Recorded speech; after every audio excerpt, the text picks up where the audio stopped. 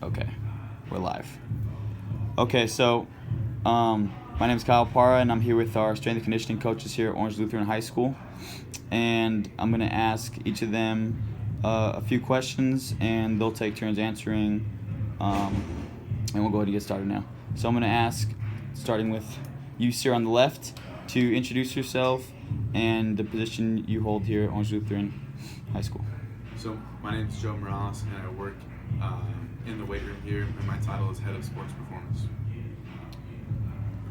And you, sir? My name is Carl Galloway, Director of Sports Performance and Associate Athletic Director. Awesome, thank you. Okay, so now that we have your names and positions here at Orange Lutheran, I'm going to ask you guys to pretty much just give us your reason as to why you chose this career path. You know, what brought you to this position and what kind of led you here, what motivated you, if there was anyone that inspired you, whatever it may be. For me, I was fortunate to have a formal strength program in high school, and I saw the benefits from a team standpoint and an individual standpoint. Mm-hmm. And specifically as a person that was able to create a relationship where the culture was strong, and I recognized that early on, and that's something that I tried to continue to emulate into my years here and long after, for sure. Okay, cool, awesome. So you got that inspiration from a coach that you previously had. Correct. And that being in that organized system. Can you tell us a little bit about your path though leading up to this point? So education background, any other previous positions you held elsewhere, or volunteer hours, anything like that? What kind of got you here? My educational background was a bachelor's and master's in kinesiology from Cal State Fullerton. Awesome. Certifications throughout the field I've been able to accomplish while I've worked here.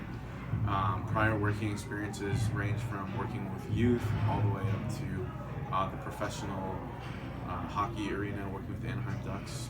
Awesome. At the collegiate level, working with the UC Berkeley football team.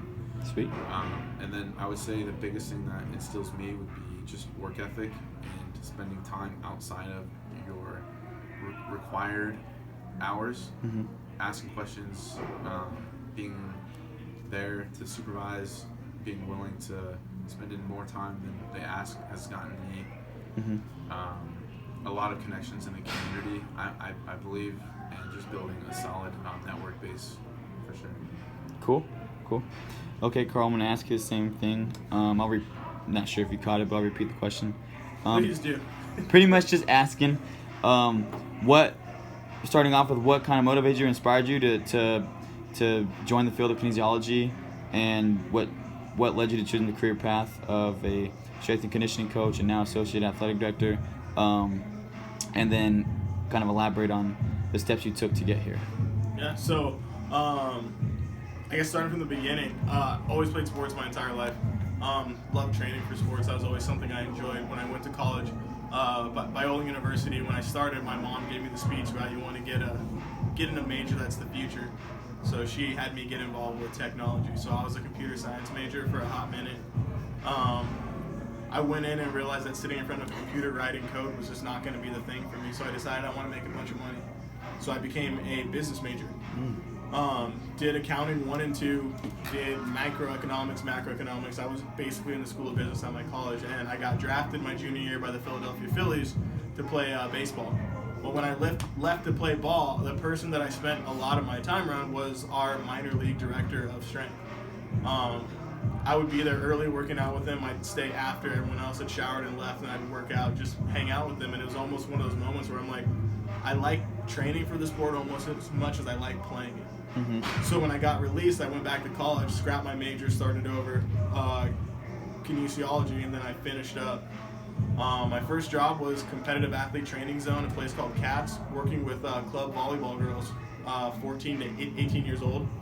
Interesting experience, learned a ton there. Went to Whittier Christian, worked there for a year, and then this is my 10th year here at Orange Lutheran High School. Awesome. And now with you, it's kind of unique for you because not only do you work hands-on with the athletes in the weight room and on the field, but now you also do some of the behind-the-scenes work too, right? Right. being the social athletic director. What kind of led to adding that to your plate? Being involved with positions of leadership is something that I've always enjoyed doing. So being able to affect change in the sports performance side of things was huge. So I was able to use my kinesiology background to directly coach. But there's also some elements of relationship building and all those things that I learned while coaching that have helped me on the athletic administration side. So when I was able to jump in over there, I'm able to affect change on kind of a greater scale than I was coaching, which I enjoy. I don't always enjoy some of the meetings, but being able to help influence coaches who are then going to influence kids, that's something that I really enjoy. Sure. And I know you've talked at what? Was it recently you went somewhere and spoke at a convention or something? Oh, like that? I was just at a conference in Denver. Conference, there you go. Yeah. National High School Strength Coaches Association. Awesome. Just spoke there over the weekend, actually. Cool. Oh, wow. That was Yeah, fast. I was just there. I just got back That you mentioned he was out of town, yeah. last Yeah, night. So I okay. spoke there in Denver. In February, I spoke in Vegas Okay. for one of those as well. So, Cool. yeah. Okay, and then Joe, is from this point on, is this kind of like where your passion is, or are you still kind of looking to move up in the field, or kind of maybe not just move up, but just kind of expand your horizon, or what do you have in mind for the future? Yeah, right now, I don't have huge aspirations to work in administration. I love For sure. I love working Yeah. with kids Yeah. and building a relationship The with fun them. stuff. Yeah, being there for them, alongside them to kind of guide them from that weird freshman age to more of an adult age, and see them grow and develop. That's something that I hold in high regard, and I feel like sometimes you don't always have that same relationship when you are an administrator. So my feet are still heavy in the field with connecting with kids and teaching them how to train correctly and the benefits that come alongside it, and meeting with the coaches to try and develop the best program possible. Yeah. And I think that the biggest area I continue to learn from, if you look over there, is my bookshelf's filled with books, as far as from a cultural standpoint or from a leadership standpoint. I think the minds will go as far as you can take it, or as far as you can learn to take it, and those are always changing. For sure. So those are areas that I continue to read about and try and share with the kids, because they don't know what they don't know. So the more you can tell them about other past experiences, whether it was here or other programs or organizations that have done things that have worked, I share it with them, and they're able to kind of see things from maybe a higher altitude, or look at things from a longer distance, as opposed to very surface layer where kids get caught up in things that are very just about them. But the more I can kind of bring those things to light, it becomes much more expansive, and those are the things that I cherish for sure. Cool. I just heard you say the mind, right? And that kind of dives into like sports psychology a little bit, huh? And the reason why I asked you guys, like Carl, how you now, social athletic director, but still kind of falls into this field of kinesiology. And Joe's asking if there's anything else you wanted to expand on in your field of kinesiology, because it's so wide and varied now. And Carl, we had that brief discussion about it the other day where you said like it's ergonomics, right? Ergonomists, yeah. Even I'm only 10 years removed from being finished with college. I took a little longer because I left in the middle, but I mean, from when I changed my major over, I remember talking to my counselor for my kines department, and they're saying, hey, you can go coach, you can go be an athletic administrator, you can go, and all of it was kind of like very direct, like, oh, that makes sense, like, I'm doing this and I'm still around sports. It was pretty much like, do something around sports, but now, like, I'm seeing people get out of college, and it's like, they're getting government jobs, right? Yeah. Like working for OSHA, they're doing ergonomics, they're getting jobs at places like Google, stuff like that, helping them design facilities that are just better for people to work and walk around in and spend time. Flow of buildings that are being designed, like how many stairs is too many for someone to go up, like just stuff that I would have never thought about, right? yeah, for sure. And it's kind of, you can take your kinesiology degree and it seems like the possibilities are almost endless now. Because I mean, now we're talking about like AI and computers and all those types of things. Well, what does that look like for someone who's working on machinery like that? There's going to be someone who's going to have them figure out how do we best design equipment so people can fix it, work on it, do all those things, and that's a kinesiology applied field, which is crazy. Yeah. Okay, last final question. I'm just gonna ask each of you to just give a little bit of advice to your fellow future kinesiologists. Students my age that are pursuing a similar career path. What, looking back on your path of success and what's led you to the position you're now, what helped you most, or what did you learn? Maybe from mistakes, or even you can learn from success as well. So, go ahead, Joe. Yeah, I would say the biggest thing is just being open-minded. Okay. And people say that, but until you're the one that are designing it, it's a different field because your name is being stamped on it. But when people have insight, be ready to accept it, and that's something that I need to get better at. So I would say, when people are providing, feedback for you on possibly making changes, being open-minded, and two, trying to get out and network as much as you can, because there is no one-size-fits-all how to train, and every coach does it differently. And I think as long as you know the fundamental principles of training, that there's a heavy artwork to how you can create something and elicit a response that you want, but there's a number of ways you can get there, and connecting with coaches aids definitely in hearing out what they feel, how they would maybe they themselves would change it, or maybe they've done it too, and you could collaborate on what they've seen be successful. That would probably be the biggest thing that I would have to say. But if like for example your class, if you do have people in person that want to talk, I know I'm always trying to get out as much as I can. Carl, I can't speak for you, but I think you're the same way if you're going to Colorado. So possibly make a trip to Long Beach. I'd love to. I threw you under the bus there. For sure. Anything else, Carl, to add to that? I think piece of advice. One is remember that science is science, right? Human anatomy, origins, insertions, actions, all of those things matter, but never forget you're dealing with people. Everyone's coming in the room with something different that happened to them to that day, right? Something happened. Boyfriend broke up with their girlfriend, mom or dad were fighting that morning. Remember, you're dealing with people. And that's the big thing. There's the science of it, but the art is a huge component of it. And the last part, never stop learning and never stop being curious. Mm-hmm. I think the people in the field that I know who have really excelled, who have finished college, got that first job, and they're still continuing to grow and develop and become, I guess, giants in the field, are those who never stop learning and never stop being curious. Because there's so many things that we understand about the human body and how it relates to psychology and best practices and all those things, but I mean, every month it seems like there's something new that's coming out that's either completely flying in the face of what we believe to be true, or augmenting it and tweaking it just enough to where it's like there's some new applications there. So yeah, never stop learning, never stop being curious, keep reading, and never forget your anatomy, because it never goes away. For sure. Okay, thank you. I'm going to let these guys get back to their jobs. We got baseball coming to the weight room now. Thanks again to the Orange Lutheran strength and conditioning coaching staff.